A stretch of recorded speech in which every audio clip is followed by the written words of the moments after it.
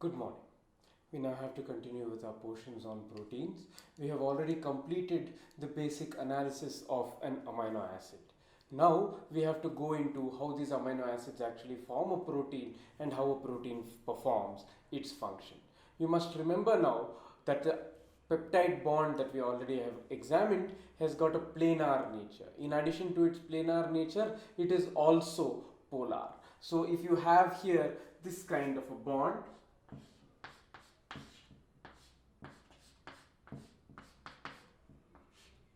the entire thing forms a plane. Moreover, it's also having a little bit of delocalization here, where it comes here partially, and therefore the bond between the carbon and nitrogen is therefore partially double bonded and cannot rotate. There is no free rotation about this bond. This actually leads to a variety of consequences, and these consequences are all important as it comes to the final functioning of the protein.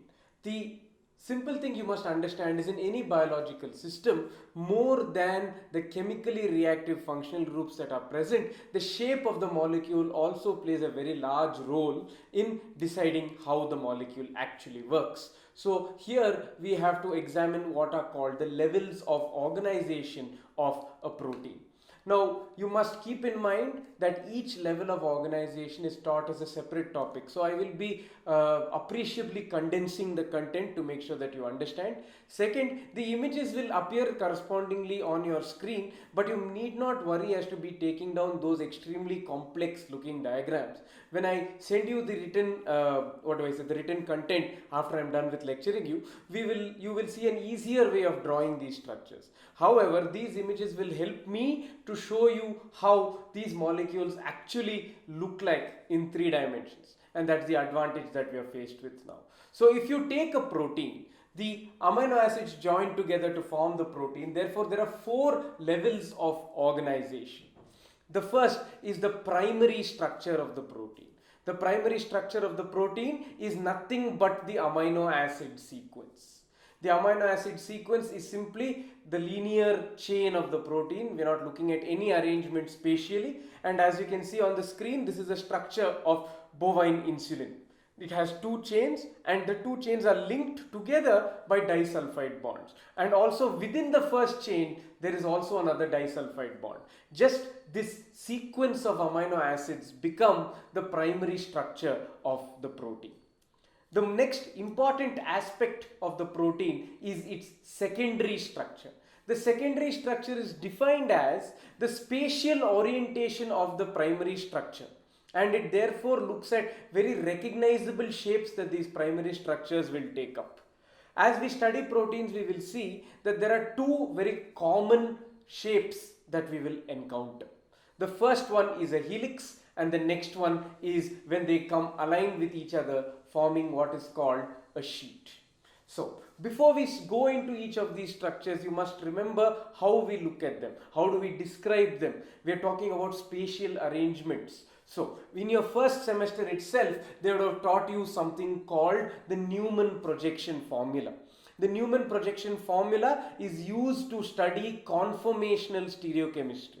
A conformational isomer is an interchangeable isomer due to free rotation about a single bond. You would have learnt, of course, ethane and butane, and in the 5th semester I would have taught you even cyclohexane. So if you take these structures, you can even analyze the structure of proteins based on what is called the torsional angle, which is basically the angle between the back carbon and the front carbon. So you would have learnt that. Now in proteins, we study the structure based on the peptide planarity. Since each peptide bond is planar, we can also see that there are 2 possible conformations that the peptide bond can take. It can take either a cis conformation or it can take a trans conformation. Both of them are on your screen right now, and as you can very clearly see, as in any system, the cis conformation will be much less stable than the trans conformation. So proteins generally tend to adopt the trans conformation where the 2 alpha carbons are opposite to each other on either side of the plane. Now, this is done because we need them to rotate. and we measure the rotation based on the value of two torsional angles. These two torsional angles are given the symbol phi and psi. The phi is the angle between one alpha and the nitrogen. The second, the psi, is the angle between the C alpha and the C double bond O. Now, as you can see, the spatial explanation of what is a phi psi angle is on your screen right now, and you can make out there that obviously if you rotate one planar bond, the other one might come very close to it like this, and as they come close to it, you will encounter steric hindrance.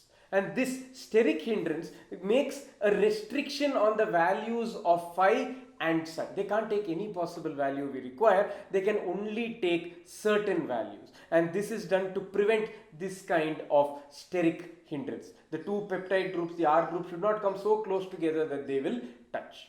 If you take a map of all possible values, both phi and psi go from 0 to 180 degrees, and as you see, as you move along, you will see that due to these steric considerations, not all values are possible. So if you take a complete plot of psi versus phi, this plot is called the Ramachandran diagram. The Ramachandran diagram is named after its inventor, G.N. Ramachandran, who worked out of the Indian University of Science, Bangalore itself. And this is a worldwide accepted way to map the structure of a protein. It will give you all the possible regions that a protein can have. This Ramachandran, typical Ramachandran diagram is on screen, and you can see only the colored areas are the only places where there are allowed phi psi angles. And within that we can also make out the common structures. There's something called a triple helix, an alpha helix, and a beta pleated sheet. These are the three structures that we are going to remember. Now, let's look at more in detail the structures that we encounter when we study the secondary level of organization in proteins. The first one is a helical structure itself. If you take a helical structure, it's due to the bending of the chain. So, if all the peptides in a polypeptide chain have the same value of phi, the same value of the first angle, it will generally result in a helical structure.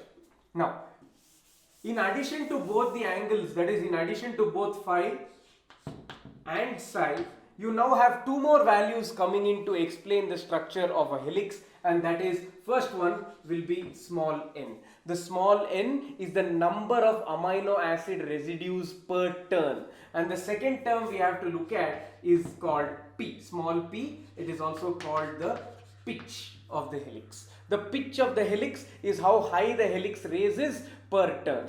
So you can see the different kinds of helices on your screen right now, and you can see that as we make the pitch higher, the number of turns will also increase. So we will describe any helix by means of all these four parameters: the two torsional angles, the number of amino acid residues per turn, and finally the pitch of the turn. Now, generally helices can be either right-handed or left-handed. But due to the stereochemical nature of all our amino acids, it's more likely that we encounter right-handed helices only. The first structure that we have to study among all the common helical structures that are encountered in a protein would be what we call the alpha helix. The alpha helix has simultaneously allowed phi psi values. Alright, and it also has favorable hydrogen bonding patterns. So it's one of the most commonly encountered secondary structures in the study of proteins. And these structures, we must remember, are most likely going to be right-handed helices, and you must remember these values. So the phi angle comes to about minus 57 degrees. The psi angle goes to minus 47 degrees. The number of amino acid residues per turn comes to around 3.6, and the pitch of an alpha helix is generally around 5.4 angstrom. These are the general standard values for an alpha helix, and you must remember them when you are describing the alpha helix. The alpha helix actually looks like this. Now, you can see there certain things that are extremely important about the alpha helix. First, it's very tightly packed. Second, the hydrogen bonding is possible between different amino acids. The alpha helix's pitch is such that every nth amino acid residue is exactly aligned with n minus 4. So every nth residue is linked with n minus 4th residue by means of a hydrogen bond, and this makes it extremely stable. The next thing you have to remember that because it's tightly packed, there is a lot of room for steric hindrance to occur. We prevent this steric hindrance because of the way the alpha helix is turned. The R groups, the side chains, are the biggest part of the amino acid. In an alpha helix, these amino acid groups are all oriented outwards. They're all coming out of the helix. So this minimizes the amount of a steric hindrance that you might encounter when you look at an alpha helix, and this makes the alpha helix a very stable molecule. Second, due to the tightly packed nature of the inner surface of the helix, it can also lead to hydrophobic interaction, which holds all the molecules together very tightly, making an alpha helix extremely difficult to break. A special case of the helical structure is the study of a special protein that is called collagen. Why is it special? It is the largest, or rather the most abundant protein that is present in all vertebrates. The structure of collagen is extremely special, and here is why. Because the structure of collagen is made up of continuous chains, almost completely continuous chains made up of glycine, proline, and a special non-standard amino acid called 4-hydroxyprolyl or 4-hydroxyproline, which we will abbreviate as HYP. So generally this is the structure. The collagen is made up of a completely repeating unit of these 3 amino acid sequences. Now these 3 amino acid sequences result in a very high tensile strength because of their very small molecular mass of glycine. It only has hydrogen as a side chain. It makes sure that it's very tightly held. And if we take this is the reason why our collagen is the main stress bearing component of all proteins. So it's mainly a structural protein. Now all of these amino acids, these 3 amino acids, glycine, proline and 4-hydroxyproline, they will result in a helical chain. Now that itself does not make it special, but 3 of these helical chains will come together, giving rise to a triple helical structure of collagen as seen on your screen right now. This triple helical chain acts as a rope. It has very high tensile strength. It cannot be broken completely, and this is why collagen has such a high tensile strength. The next structure that we have to look at is another extremely commonly encountered structure, and that is called the beta pleated sheet. For the beta pleated sheet, it's extremely important or extremely easy for us to remember the torsional angle values, because in a beta pleated sheet, the protein chain is linear. That means both phi and psi can be either plus or minus 180 degrees. So that's one thing that you have to remember. In your in general diagrammatic representation, the beta pleated sheet is represented by a solid arrow like this. This indicates the direction in which the chain is moving. Now, as we look at the beta pleated sheet, there are very clear indications as to why it's called a pleated sheet. It's not called a pleated sheet because of one single amino acid chain. It's called a pleated sheet because of what happens after this. Now, there are 2 possible ways in which this can happen. You can have many beta pleated sheets arranged one after the other like this, all going in the same direction. This is called a parallel beta pleated sheet. The structure is on the board.